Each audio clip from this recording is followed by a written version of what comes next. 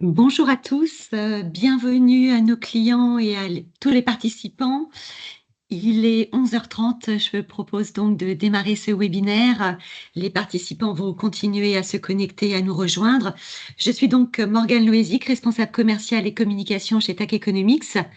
Je suis absolument ravie de vous retrouver aujourd'hui pour ce nouveau webinaire consacré aux marchés émergents et qui sera animé par Vivien Massot, économiste senior émergent et directeur de notre filiale en Inde, basée à Chennai. 30 minutes pour vous présenter de manière synthétique quelques faits saillants de notre scénario émergent 2025, à la lumière des questions qui entourent la Chine et sa croissance, des prix du pétrole dans un contexte de guerre au Moyen-Orient, de la dynamique du commerce international et des perspectives de demande intérieure, et pour dresser également un bref panorama des risques et opportunités sur quelques pays clés à partir de nos outils de modélisation et de quantification du risque. Vous pourrez bien sûr réagir à cette présentation en partageant vos commentaires ou vos questions via le chat et nous y répondrons à la fin de la séance. Je rappelle que la session est enregistrée. Nous pourrons ainsi vous l'envoyer accompagné du support de présentation, ce qui vous permettra également de le partager en interne. Je rappelle à nos auditeurs participants de penser à bien couper vos micros pour ne pas créer d'interférences pendant la présentation de Vivien. Je vous en remercie. Merci à nouveau à tous les participants qui nous ont rejoints. Excellent webinaire à tous. Vivien, c'est à toi. Merci Morgane. Bonjour à tous. Merci d'être venus pour ce webinaire sur les économies émergentes. Dans le cadre global économique que nous vivons avec beaucoup d'incertitudes et de développement géopolitique, c'est important aussi d'avoir un éclairage sur les économies émergentes et que je vais essayer de vous apporter au cours des 30 prochaines minutes. Donc, si ça vous pose des questions, n'hésitez pas à les écrire pour que je puisse essayer d'y répondre à la fin de la session. Et donc, je commence tout de suite sur l'environnement qui est pas très favorable parce qu'on parle beaucoup de tensions politiques et géopolitiques. On a un cadre de situation géopolitique au Moyen-Orient, en Asie et toujours le conflit en Ukraine qui est persistant, mais qui ne crée pas jusqu'à ce jour de situation de choc disruptif sur notre scénario central de croissance économique. Il faudrait que les conditions soient un peu différentes pour qu'on puisse réajuster notre scénario macro en fonction des tensions géopolitiques. On a un scénario de croissance globale assez modéré, un ralentissement observé aux États-Unis, une faible croissance et pas très sûre, pas très consistante en Europe. On a une stabilisation en Chine, on va développer ce point après. Donc, ce qui fait que globalement, la croissance n'est pas en train de s'accélérer, donc n'est pas très favorable pour l'ensemble des économies émergentes. On a une situation plus ambivalente sur les gestions des politiques économiques. On est entré dans un pivot, un tournant où les banques centrales commencent à desserrer leur politique monétaire en abaissant les taux d'intérêt, alors que les politiques budgétaires, elles, ont tendance à devenir plus austères, moins expansionnistes pour contenir la hausse des déficits publics et l'accroissement des ratios de dette publique. Enfin, dernière incertitude dans l'environnement global, c'est les élections américaines, où on anticipe quand même un score assez serré d'après les derniers sondages. Et dans les travaux qu'on a faits sur les scénarios des deux candidats, on a des perspectives qui sont très différenciées en fonction de chacun des candidats, avec une croissance et une inflation plutôt contenue dans le cadre d'un scénario Harris, mais des effets beaucoup plus importants, significatifs dans le cadre d'une élection de Trump. Donc, je pourrais élaborer après aussi l'impact que ça pourrait avoir sur les économies émergentes dans le cadre d'un scénario Trump qui est un peu plus disruptif.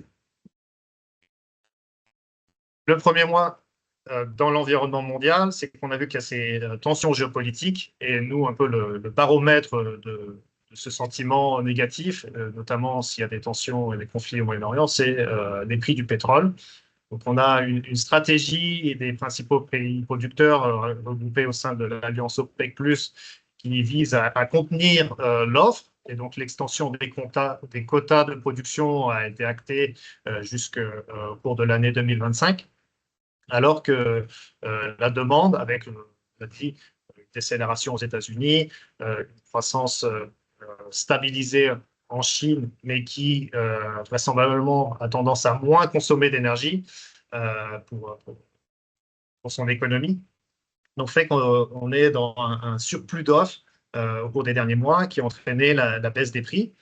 Le regain des tensions au cours des dernières semaines fait confirmer le scénario de perspective qu'on a à court terme avec une hausse des prix du pétrole vers un retour à 85 dollars par baril au cours des prochains mois. Mais il faudrait vraiment attendre la fin de l'année 2025 pour avoir confirmation que l'excès d'offres soit suffisant pour que les prix du pétrole soient abaissés à nouveau. Et donc, ça dépend encore de considérations géopolitiques sur les stratégies de l'OPEP principalement. Le deuxième point qui est fondamental dans le scénario émergent, c'est la trajectoire de croissance de la Chine.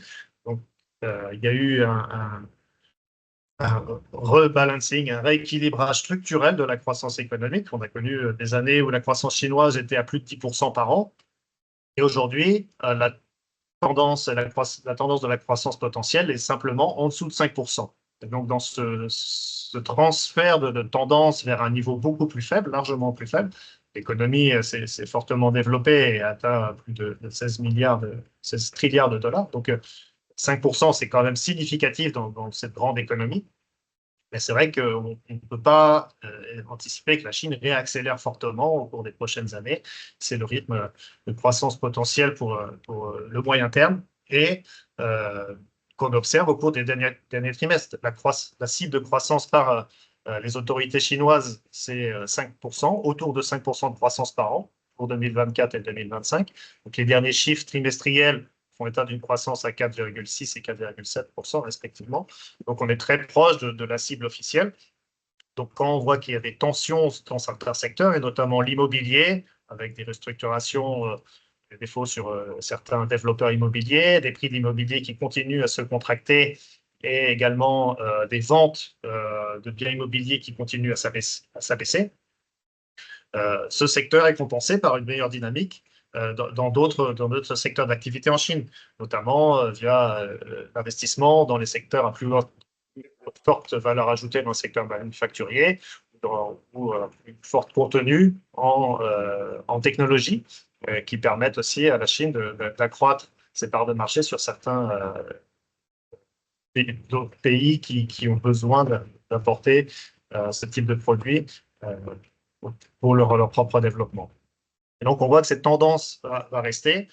Donc, on n'est pas très inquiet de la volatilité à court terme.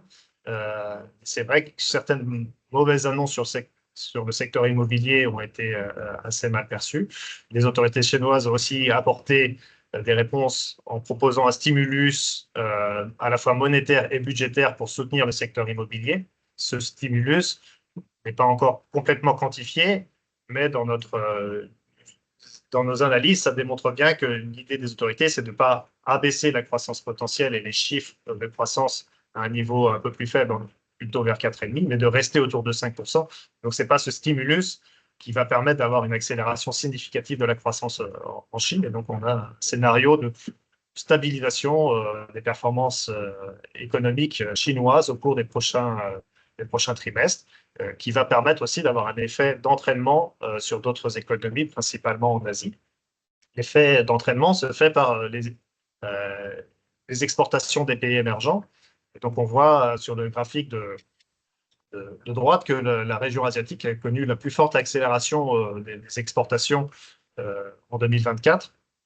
Cette performance devrait un peu se tasser au cours des 2 prochaines années, mais c'est vraiment ce rattrapage, cette très bonne dynamique a permis aussi à contribuer à la croissance économique dans les pays émergents. On le voit sur les exportations sur une dizaine de pays, économies émergentes, que les exportations se sont consolidées depuis le milieu de l'année 2023. Et donc ça, cette demande extérieure est très favorable, avec plus en plus d'échanges entre les économies émergentes, mais aussi, notamment avec la Chine, mais aussi avec les bonnes performances de l'économie américaine jusque-là, avant le début de son ralentissement. Ce qui va entraîner après pardon, s'il vous plaît, merci de couper vos micros pendant la session, je vous le rappelle. Donc, on a vu que le secteur exportateur était bien orienté, mais qu'en est-il de la demande domestique? Quels sont les facteurs qui supportent cette demande? Il n'y a pas de décélération, mais il n'y a pas non plus de forte accélération, donc on est plutôt dans une demande plutôt robuste, mais sans plus. Les outils de politique publique, et notamment budgétaire, continuent à être favorables à la croissance économique, même si les pays émergents arrivent dans une situation qui questionne sur la soutenabilité des dettes publiques. Et donc l'effort de consolidation n'est pas similaire dans toutes les économies émergentes. Beaucoup de pays aujourd'hui vont entrer dans des phases de plus fortes contraintes budgétaires. Donc c'est important de le signaler parce que, comme on verra après dans les réactions des politiques monétaires, ça permet simplement de compenser entre les deux types de politiques monétaires principales, les deux types de politiques économiques principales. Dans la partie domestique, on voit aussi que la consommation des ménages demeure positive, même si elle s'est ralentie au dernier trimestre. On est passé de 8% à en dessous de 5% entre le premier et le deuxième trimestre 2024. Donc, ce qui est toujours positif parce qu'il y a la consommation des ménages, la hausse des revenus après la vague d'inflation a permis aux ménages de continuer à avoir des dynamiques de consommation positives. Et donc, on compare aussi cette fois-ci une vision par pays, quels sont les pays où les ménages ont le plus confiance et donc vont continuer à investir.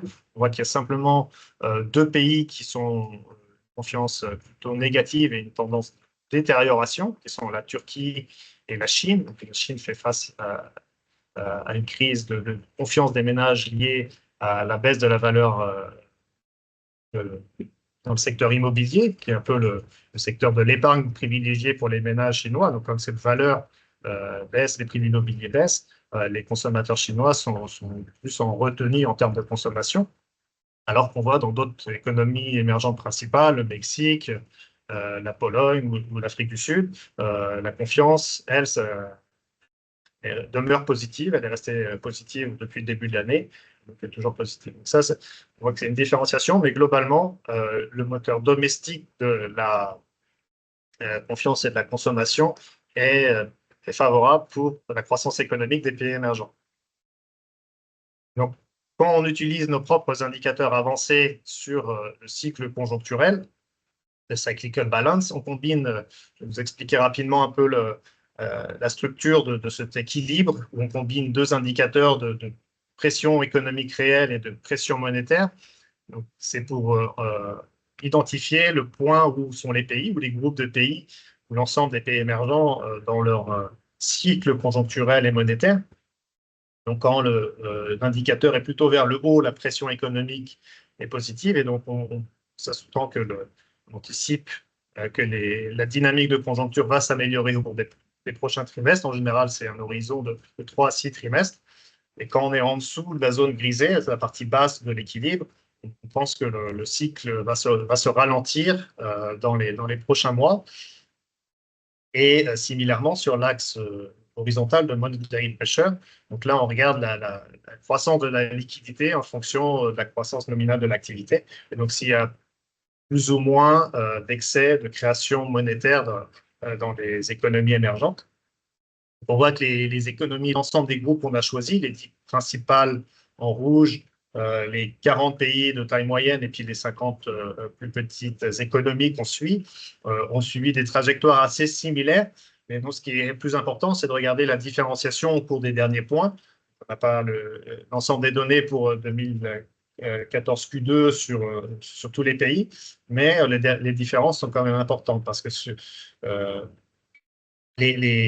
groupe des 40 économies intermédiaires était resté dans une situation plus défavorable avec un momentum des anticipations économiques qui était défavorable et puis une pression monétaire qui était négative, donc une politique monétaire très restrictive, avec des taux d'intérêt élevés, ce qui entraînait des pressions sur les entreprises, avec des taux d'intérêt plus élevés et pas beaucoup de demandes, pas beaucoup d'activité dans l'économie.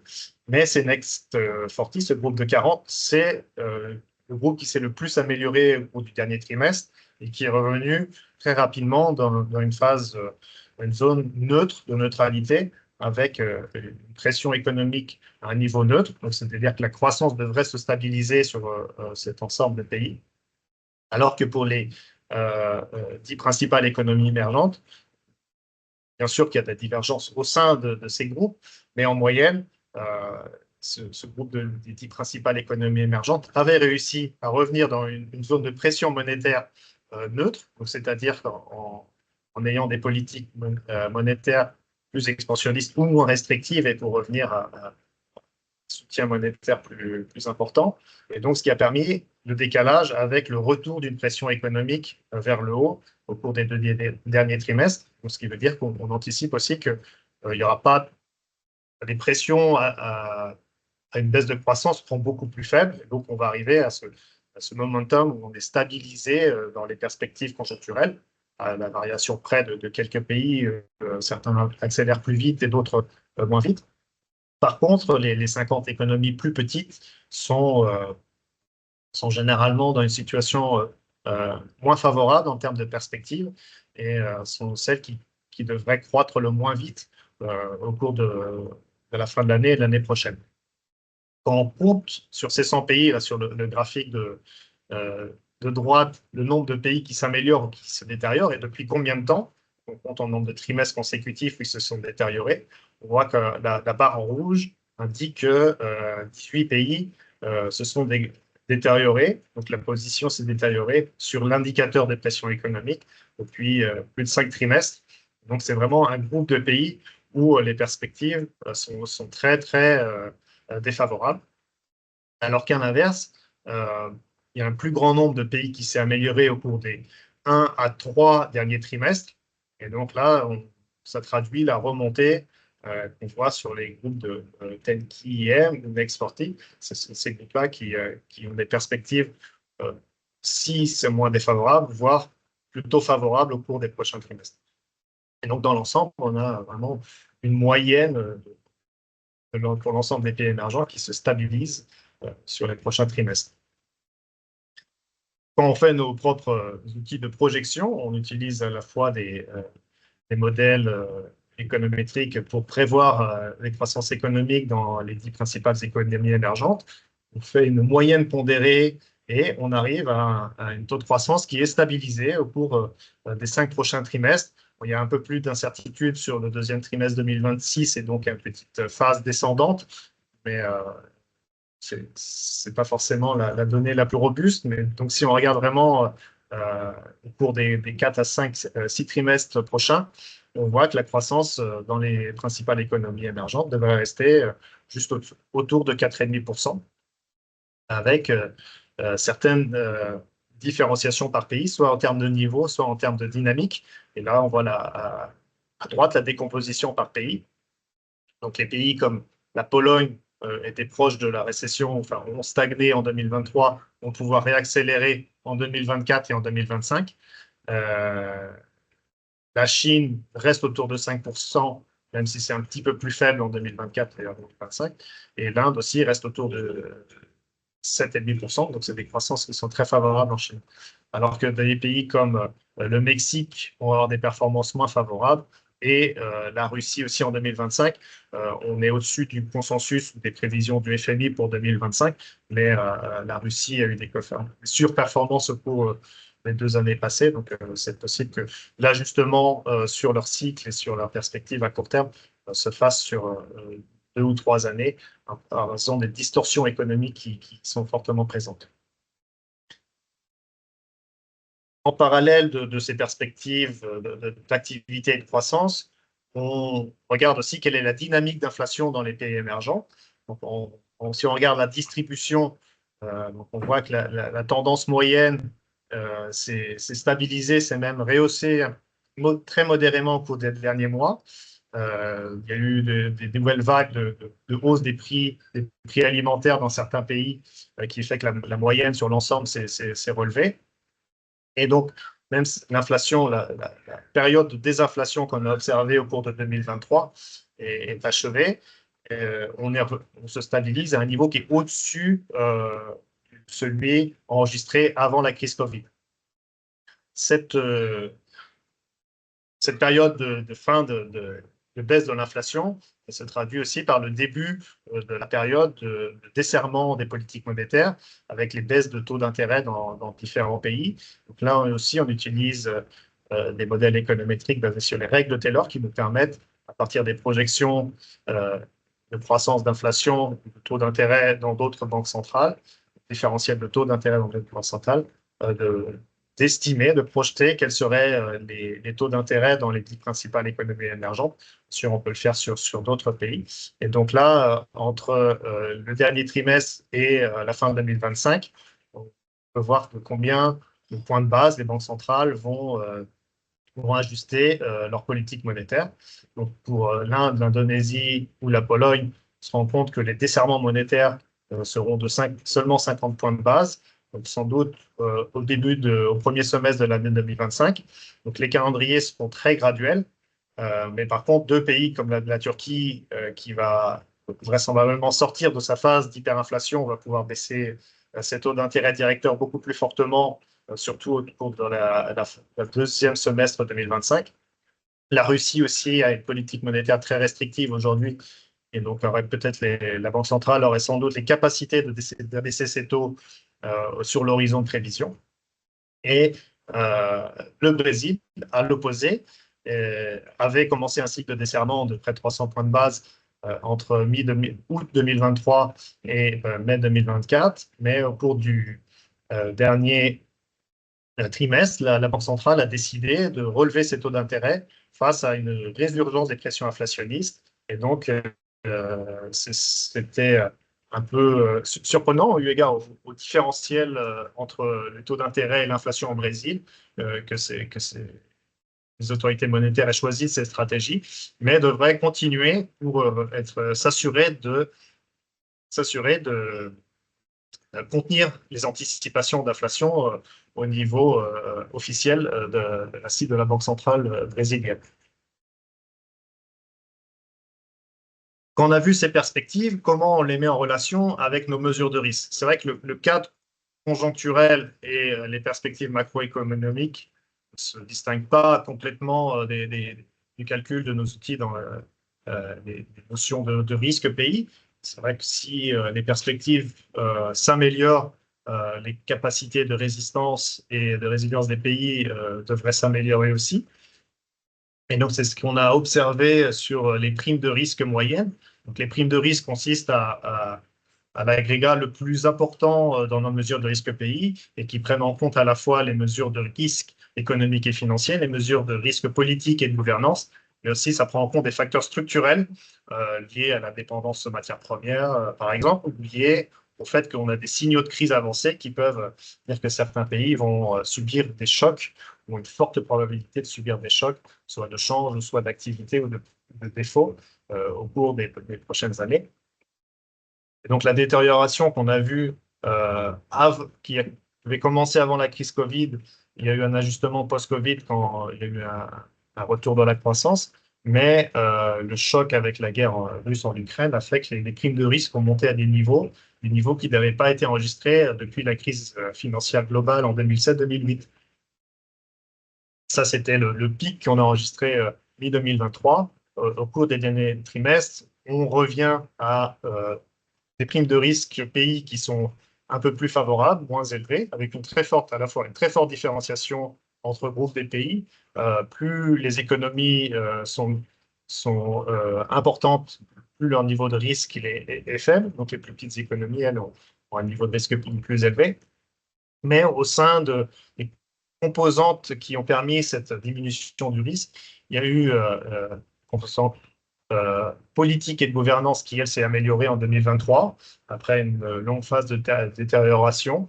Et aussi un indice qu'on utilise dans le calcul de ces primes de pays qui est lié à la confiance des investisseurs. basé sur les prix des marchés obligataires dans les pays émergents. La confiance des investisseurs, elle s'est aussi améliorée au cours des derniers trimestres, qui a permis de réduire la prime de risque globale. Parce que quand on regarde sur la partie de droite les notations de risque économique et financier, à la fois par groupe ou par région, on voit bien que ces notations, elles continuent à se détériorer, et avec une différenciation encore à nouveau entre les trois groupes, mais qui est différente de celle des primes de risque pays. Dans la partie simplement de risque économique et financier, là, le groupe des Next 40 a des notations plus élevées. Donc, si la moyenne dans les primes de risque pays est plus faible, ça veut dire que la composante de politique et de gouvernance est généralement plus faible. Et l'inversement, pour les 50 smallest, les plus petites économies, la composante de risque politique est plus importante et contribue à avoir cette prime de risque pays moyenne plus importante. Le point intéressant, c'est que sur les Next 40, c'est le seul groupe de pays où la tendance de détérioration s'est arrêtée au cours du dernier trimestre. Le fait que les perspectives économiques vont rester plutôt favorables devrait permettre aussi une amélioration au cours des prochains trimestres. Donc, on anticipe et que ça contribuera encore plus à l'abaissement des primes de risque pays en moyenne. Et c'est pareil dans les régions, quand on décompose la dynamique par région, les pays d'Afrique subsaharienne sont les pays qui enregistrent les plus fortes détériorations en termes de notation de risque économique et financier, alors que dans d'autres régions, en Asie, ça a commencé à s'améliorer, et la détérioration en Europe ou au Moyen-Orient, la détérioration s'est quasiment arrêtée au cours des derniers trimestres. Donc, quand on combine cette prime de risque pays, on voit sur l'axe horizontal, c'est exprimé en point de base, on la combine avec les perspectives de croissance, donc c'est un peu les opportunités qu'on a dans les économies émergentes. On fait la moyenne sur les 2 prochaines années. On a sorti les données du FMI qui ont été publiées avant-hier, et donc on a ces perspectives de croissance moyenne. On peut voir plusieurs choses sur cette nuage de points. Donc, on disait que en général, les grandes économies, celles qui sont en rouge, sont plutôt à gauche du nuage de points, donc c'est-à-dire qu'une moyenne plus faible de primes de risque pays. Un autre point intéressant, c'est qu'il y a très peu de pays qui sont en bas du graphique, donc c'est-à-dire que l'ensemble des pays émergents qu'on suit auront au moins une croissance au-dessus de 1,5 ou 2% en moyenne au cours des 2 prochaines années. Ceux qui auront une croissance parmi les plus faibles, on trouve la Tunisie, l'Afrique du Sud, le Mexique, la Russie, à cause de l'effet des distorsions économiques et des sanctions financières internationales. Et donc après, on peut imaginer une diagonale qui partirait d'en bas à gauche et qui irait en haut à droite. Et donc, on pourrait voir la corrélation entre la prime de risque et la croissance économique. Et donc, si vous souhaiteriez investir dans des pays où il y a plus forte opportunité et moins de risques, donc il faut aller au-dessus de cette diagonale. Et donc, dans les pays qui sont les plus intéressants en termes d'opportunités, on retrouve plusieurs pays asiatiques, comme l'Inde, les Philippines, le Vietnam, le Cambodge, l'Indonésie. Ça, c'est vraiment l'ensemble des pays favorables. Alors que si on regarde plutôt à droite et avec des croissances plutôt faibles, on retrouve des pays qui sont quand même un peu moins intéressants, ou si le risque est plus élevé, il est très important de se couvrir sur les risques qui sont dans ces pays. Et donc, on retrouve quelques pays d'Afrique subsaharienne, le Nigeria, la République centrafricaine, le Cameroun, le Mali. Et donc, grâce à cet outil, on peut voir quelles sont les meilleures stratégies pour assurer son portefeuille de risque dans les pays émergents. Je vais terminer par ces messages clés pour vraiment conclure et rappeler ce qui est le plus important dans notre scénario pour la fin de l'année et puis le début de l'année prochaine sur l'ensemble des pays émergents. C'est que la croissance économique, même si elle est favorable, elle n'est pas exceptionnelle. On a observé cette stabilisation, d'abord en Chine, malgré des contraintes qui sont sur certains secteurs. Mais le fait que la consommation domestique, le fait que le commerce extérieur ait toujours été assez significatif a permis d'avoir un momentum conjoncturel plus favorable dans les économies émergentes. les politiques économiques ont eu un impact plutôt neutre. Donc, c'est vrai qu'on a vu que les déficits budgétaires restent stables, pas de contribution supplémentaire de la politique fiscale à la croissance économique. Les banques centrales qui ont commencé à baisser leur taux d'intérêt, elles le font en gardant des taux d'intérêt réels qui restent à peu près à des niveaux équivalents. Les taux d'intérêt baissent en même temps que l'inflation. Et donc, la politique monétaire n'a pas beaucoup d'effet d'entraînement sur l'activité économique. Le deuxième point, c'est que les perspectives autour de 4,5% de croissance pour la fin de l'année 2025. Donc, c'est un point qui est satisfaisant, qui n'est pas très rapide, mais la décennie dorée où la Chine tirait la croissance mondiale avec des performances au-dessus de 10% en Chine ne pourra pas se reproduire.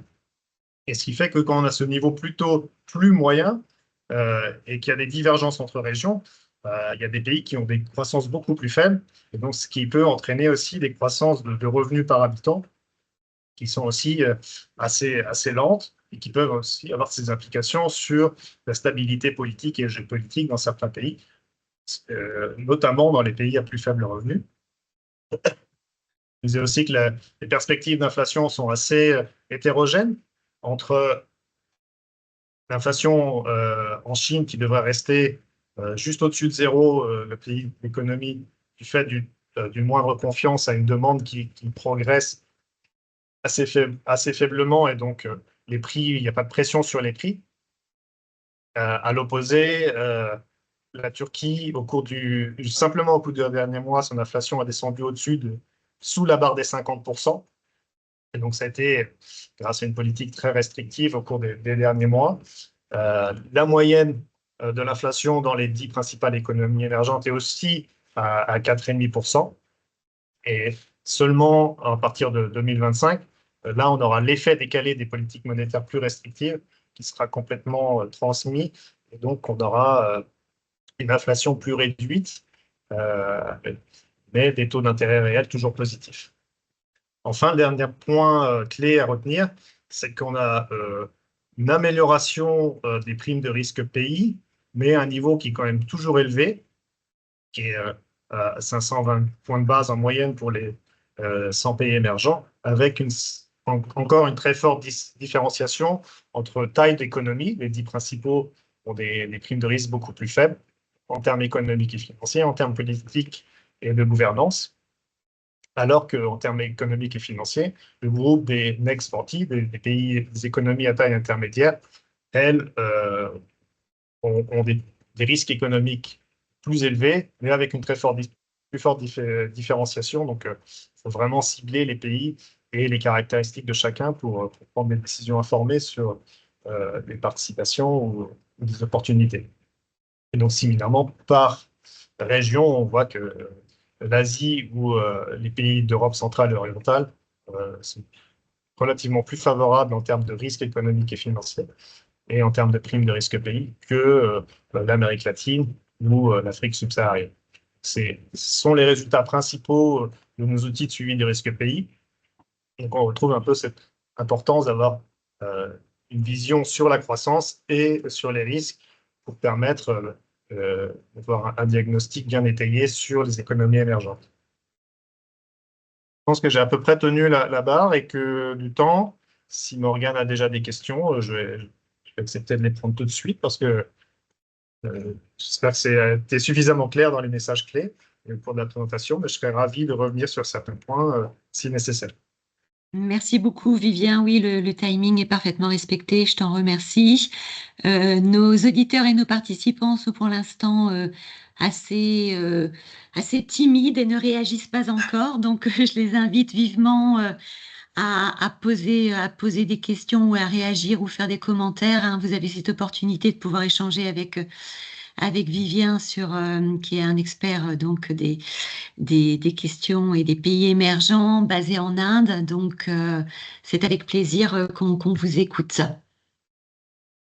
Alors, il semblerait que l'un de nos auditeurs souhaite réagir. Jean-Michel, est-ce que vous avez... Ouais. je vous laisse poser votre question. Allez-y, je vous en prie. Oui, merci beaucoup, Vivien, pour cette présentation. J'ai une question un peu sur le Mexique. Je reviens toujours là-dessus.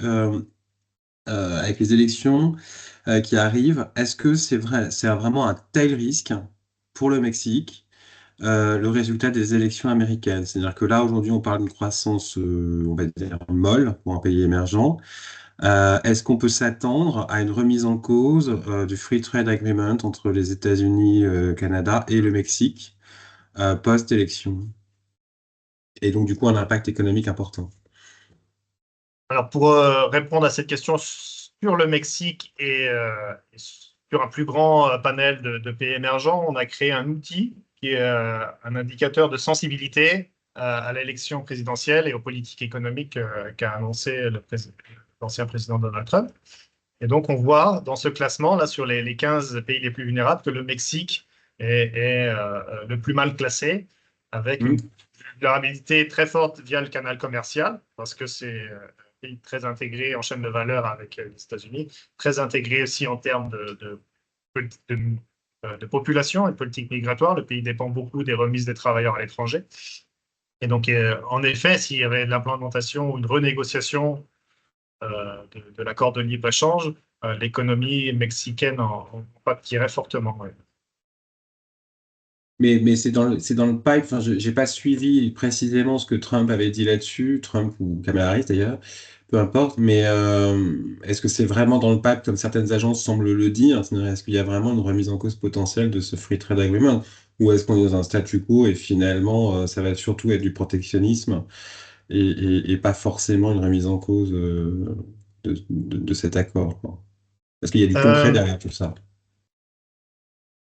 oui, enfin, ça fait plus référence à des travaux qu'on a fait après sur les scénarios les plus plausibles associés aux deux différents candidats. Et quand l'élément principal, l'élément qui fait démarrer nos travaux sur scénario de croissance, d'inflation et de politique monétaire et prix des actifs aux États-Unis, la première hypothèse est sur le changement tarifaire. Donc, avec un scénario Trump où il y aurait beaucoup plus de hausses, beaucoup plus rapide sur les droits de douane, alors que dans le cas d'un scénario Harris, le maintien des tarifs serait privilégié avec des mesures peut-être plus ponctuelles de vérification. Et donc la transmission sur certains marchés, mais ce ne serait pas forcément d'abord ciblé à l'encontre du Mexique.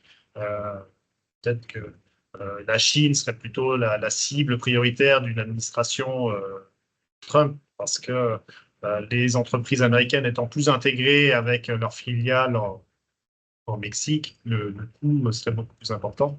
Et donc, euh, et donc à court terme, ce ne serait pas le pays le plus affecté, même si le plus sensible. Les pays dans le reste du monde qui sont moins intégrés euh, serait peut-être plus facile politiquement pour l'administration de Trump de faire partir, de faire appliquer des sanctions tarifaires.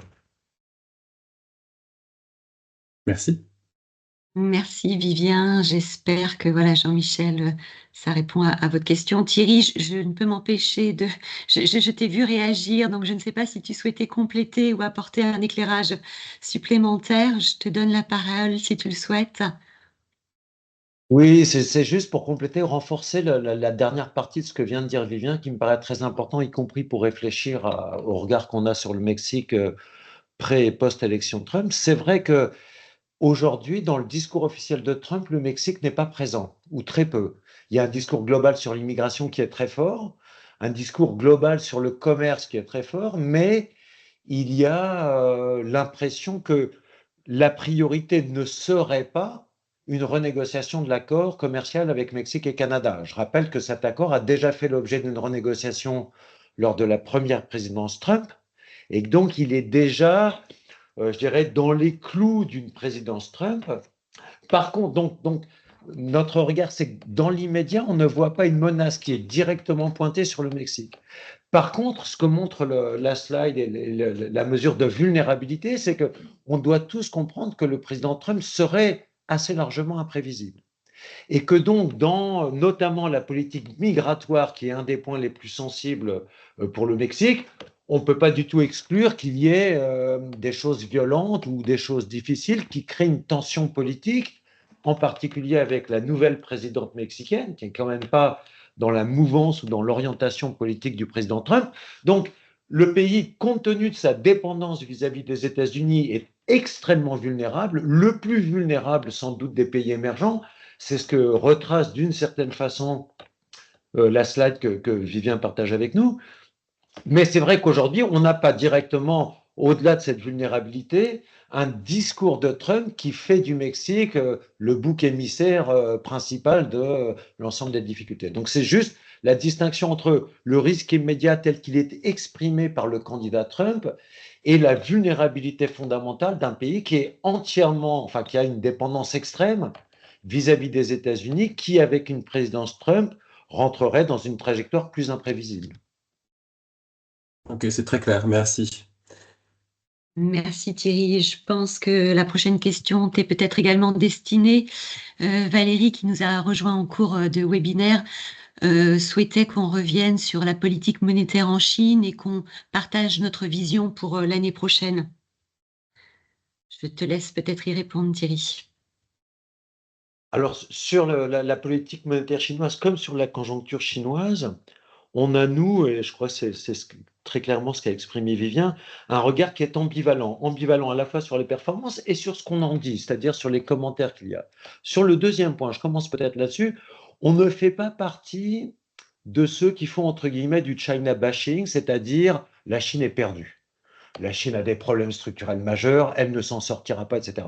Bien sûr, comme tous les analystes Chine, on connaît les problèmes structurels de la Chine, les excès de dette interne, la concentration d'une partie de cette dette sur des corporates et sur les véhicules financiers des gouvernements locaux, la difficulté que fait peser un excès de dette dans une économie dont la croissance nominale, c'est-à-dire croissance du PIB réel et inflation, sont plus faibles que par le passé, voire beaucoup plus faibles dans le cas de l'inflation. Donc, on n'est pas bien sûr ignorant de ces problèmes structurels, mais on constate qu'en dépit de ces problèmes structurels, jusqu'à présent, la Chine conserve un taux de croissance qui est à peu près autour de son potentiel. Alors on peut regretter, comme l'a fait remarquer très habilement Vivien, que la Chine ne croisse pas à 6 ou 7% par an, mais son évolution structurelle, à la fois le rattrapage extrêmement rapide qu'elle a opéré au cours des 20 dernières années et qui crée forcément une forme un peu asymptotique de son taux de croissance, et les éléments démographiques que tout le monde connaît, le vieillissement extrêmement rapide de la population, et le fait qu'avec plus de 40 points de PIB consacrés à l'investissement, on ne peut pas avoir un effet dynamique très fort avec un accroissement de plus, au-delà de cet effort d'investissement. Tout ça montre très clairement que la croissance potentielle de l'économie chinoise oscille aujourd'hui entre 4,5 et 5. Et nous, honnêtement, on ne considère pas que le fait que ce soit 4,8 au lieu de 4,6 ou 5 au lieu de 4,7 fait vraiment une très grande différence. La vraie question sur la Chine, c'est en réalité celle de l'excès d'endettement et donc du risque à un moment d'avoir une vague de contrepartie. On a eu cette crainte avec l'immobilier, les opérateurs immobiliers, après le choc immobilier qui était visible dès 2018. On a aujourd'hui le même type d'inquiétude pour les finances publiques locales, où on a à la fois les dettes directes des gouvernements locaux, mais surtout, comme je pense que la plupart des observateurs le savent, une dette des véhicules financiers utilisés par les gouvernements locaux, y compris pour le financement des développements d'infrastructures immobilières, que là, on a un excès de dette qui est très fort, à un moment où à la fois les volumes de transactions immobilières et les prix d'immobilier qui sont in fine la garantie de cette dette de ces institutions financières liées aux gouvernements locaux, qu'on est dans une situation qui est extrêmement préoccupante. Donc, ça veut dire quoi, pour revenir à la question de la politique monétaire? C'est que les autorités chinoises savent qu'il faut à la fois une politique monétaire qui permette la soutenabilité de la dette, donc ça veut dire une contrainte ou une pression à la baisse des conditions monétaires, et nous pensons qu'elle va se poursuivre, mais à des rythmes très, très modérés, qu'il faut à la fois avoir une politique monétaire, on peut dire non conventionnelle, de fourniture directe de liquidités ou de crédit aux secteurs les plus vulnérables. C'est des éléments qui sont en partie contenus dans le plan qui a été annoncé il y a quelques semaines, c'est-à-dire le soutien aux gouvernements locaux, le soutien à l'accession immobilière, notamment au crédit hypothécaire. Mais on a également, il faut le garder en tête, une volonté structurelle de la part des autorités de ne pas, en quelque sorte, guérir la maladie avec davantage de problèmes, c'est-à-dire d'ajouter une couche d'endettement supplémentaire au tissu corporate ou au secteur public. Donc, il y a une espèce de contrainte sur la politique monétaire qui est cette question structurelle. Il y a un excès de dette dans l'économie chinoise, un leverage qui est excessif. Et donc, on ne peut pas sortir d'une crise de leverage en créant plus de leverage. Je crois que cette perception par les autorités chinoises est très claire. Elle crée une contrainte sur ce que peut faire ou ce que doit faire la politique monétaire. Et en même temps, il faut pourtant rendre cet excès de dette soutenable, ce qui impose là aussi une direction plutôt modérée, ou en tout cas plutôt expansionniste, plutôt d'allègement des taux. Donc, pour faire simple, nous, on a une hypothèse plutôt de stabilisation des conditions monétaires au niveau actuel, peut-être encore un ou deux desserrements marginaux sur le taux de réserve obligatoire ou sur les taux directeurs pour accompagner le discours et le stimulus, la politique de soutien qui a été annoncée, mais certainement pas d'allègement très rapide, très facile, avec un objectif qui est d'augmenter la dette des agents, puisque, encore une fois, cet excès de dette est diagnostiqué par les autorités chinoises comme une des contraintes majeures à moyen terme. Donc, une politique monétaire qui est finalement assez neutre et d'ailleurs dont nos analyses plus fondamentales montrent que l'efficacité de cette politique monétaire décroît. C'est-à-dire qu'aujourd'hui, finalement, il faut plus de baisse de taux ou plus d'accélération dans les agrégats de crédit ou de monnaie pour avoir le même résultat sur la croissance. Et là encore, les autorités chinoises sont tout à fait conscientes de cette baisse d'efficacité de la politique monétaire. Donc, elles n'ont pas l'intention et elles ne feront pas une politique agressive d'allègement monétaire pour faciliter la réaccélération de l'activité. Merci Thierry. Je pense.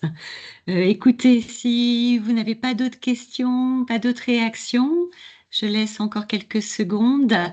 Je vous propose sinon d'en rester là. Je vous remercie beaucoup pour votre présence et pour vos questions. L'équipe, bien sûr, est à disposition pour poursuivre les échanges. Et les slides et le replay vous seront envoyés d'ici demain. Je vous souhaite un très bel après-midi et je vous dis à très bientôt pour un nouveau webinaire.